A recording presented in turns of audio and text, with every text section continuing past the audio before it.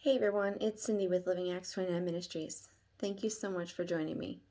Today I'm here to continue our year in the Word with the reading of Romans chapter 13. So let's begin. Let every soul be subject to the governing authorities, for there is no authority except from God, and the authorities that exist appointed by God.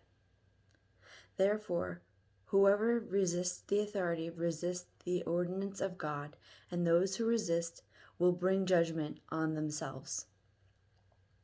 For rulers are not a terror to good works, but to evil. Do you want to be unafraid of the authority? Do what is good, and you will have praise from the same. For he is God's minister to you for good.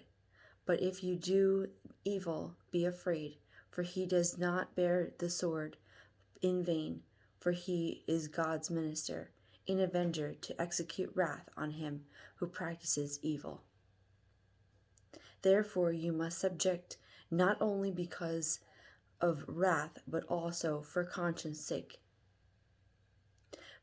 For because of this you also pay taxes, for they are God's ministers attending continuously to this very thing.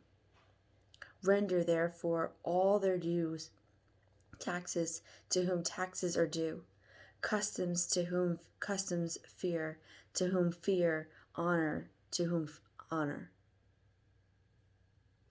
Owe no one anything except to love one another, for he who loves one another has fulfilled the law. For the commandment, you shall not commit adultery, you shall not murder, you shall not steal, you shall not bear false witness, you shall not covet, and if there is any other commandment, are all summed up in this saying, namely, you shall love your neighbor as yourself. Love does no harm to a neighbor, therefore love is the fulfillment of the law. And do this, knowing the time, that now it is high time to awake out of sleep. For now our salvation is nearer than when we first believed. The night is far spent, the day is at hand. Therefore let us cast off the works of darkness, and let us put on the armor of light. Let us walk properly as in the day, not in revelry and drunkenness, not in lewdness and lust, not in strife and envy, but put on the Lord Jesus Christ, and make no provision for the flesh to fulfill its lusts. Thank you so much for joining me today.